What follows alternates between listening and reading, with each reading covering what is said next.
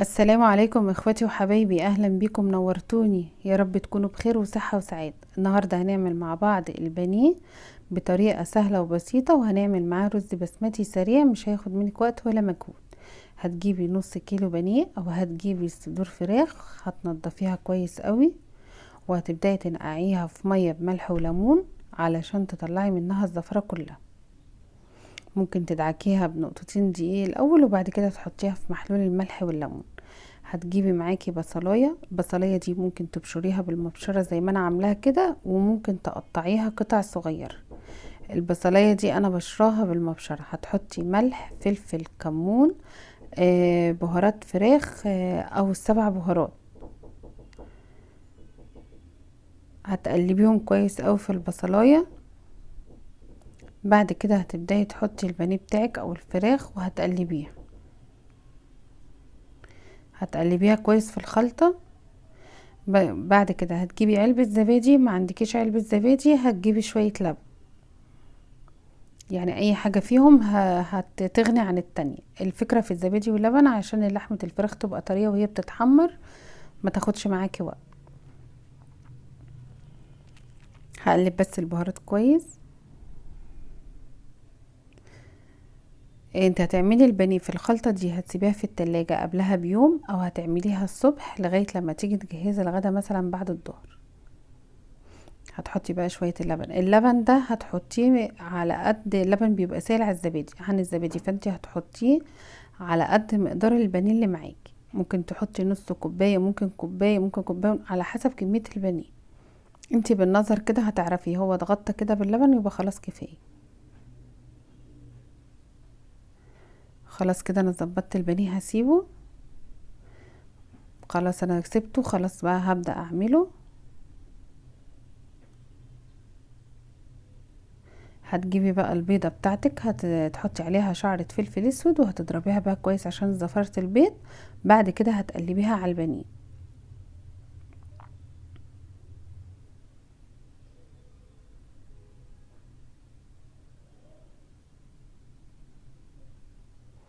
خلاص كده انا قلبتها. هجيب بقى طبق فيه 3 معالق بقسماط ومعلقتين فيجيتار، او الاتنين الكمية قد بعض اللي انت عايزاه. الفيجيتار ده ممكن تجيبيه سايب من العطار او اكياس من السوبر ماركت. هتقلبيهم كويس مع بعض. انا بحط بقسماط يا جماعة على الفيجيتار عشان ده بيبقى حر، فانا بخف الحرارة بتاعته شوية بالبقسماط. ممكن انتي لو عندك فيجيتار ناعم تستخدميه على طول.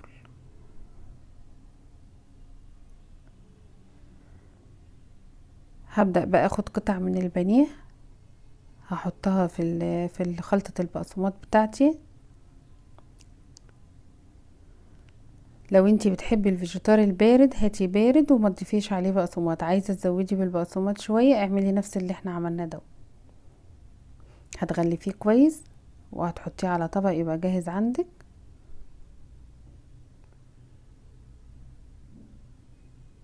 ما تعمليش البانيه تحطيه في البقسماط وترجعي تحطيه في خلطة البيض لوحدها وبعدين ترجعي تحطيه تاني. ده بيخلي ال الغلاف بتاعه او الكريسب اللي بره ده بيقع.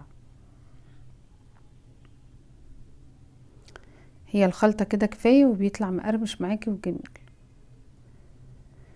المهم تغلفيه كويس قوي بس بالخلطة. هتعملي بقى كل قطع البانيه اللي معاكي بنفس الطريقة كده وهتحطيهم في طبق لغاية ما تخلصي الكمية بتاعتك كلها ويبقى جاهز معاكي. انا خلصت كمية البانيه هيبقى بالمنظر ده. هسيبه بقى في طبق على جنب وهعمل بس الرز علشان لما الرز يستوي ابدأ احمر البانيه بتاعي. انا هجيب كمية الرز ممكن ربع كيلو او نص كيلو او كوبايتين على حسب عدد الافراد عندك. هتغسلي الرز كويس قوي كم مرة. بعد كده هتحطيه في حلة على النار، هتحطي عليه المية بتاعته. دي طريقة سريعة، ولا تحمري بصل ولا حاجة. هتبداي تحطي كركم، بهارات، فلفل اسود، ملح، قرفة، ورق لورا. هتقلبيهم كويس. الناس اللي بتحب مرقة الدجاج وهي بتحط البهارات دي تحط مرقة الدجاج معاها وتبدأ تدوبها في المية.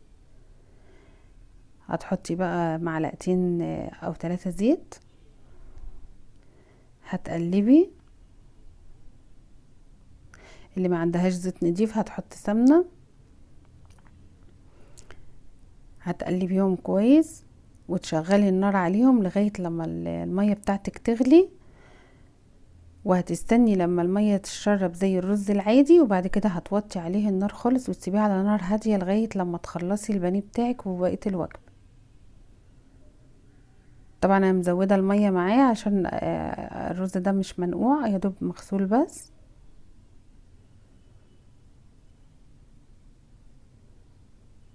المية بدأت تغلي اهي، هسيبه بقى زي ما قلت لك لغايه ما يشرب، وبعد كده هوطي النار خالص او هحط تحته شياطه زي الرز العادي بالظبط.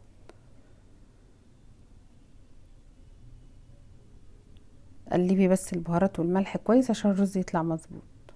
لو اللون بتاعه كده مش عاجبك ممكن تزودي شويه كركم زي ما انت عايزه. هسيب بقى الرز بتاعي خالص، هبدا بقى اجيب البانيه اللي انا عملته. هجيب طاسه على النار، هحط فيها الماده الدهنيه بتاعتي، ممكن احط زيت ممكن احط سمنه، وبعد كده هدفي الزيت شويه او السمنه شويه، وهبدا بقى احط فيها البانيه. ما تحطيش البانيه والزيت بارد، وما تستنيش لما الزيت او السمنه بتاعتك تبقى سخنه جدا علشان ما يتحرقش منك. هستنى لما الناحيه اللي انا حاططها تحمر كلها كويس، بعد كده هقلبها على الناحيه التانية.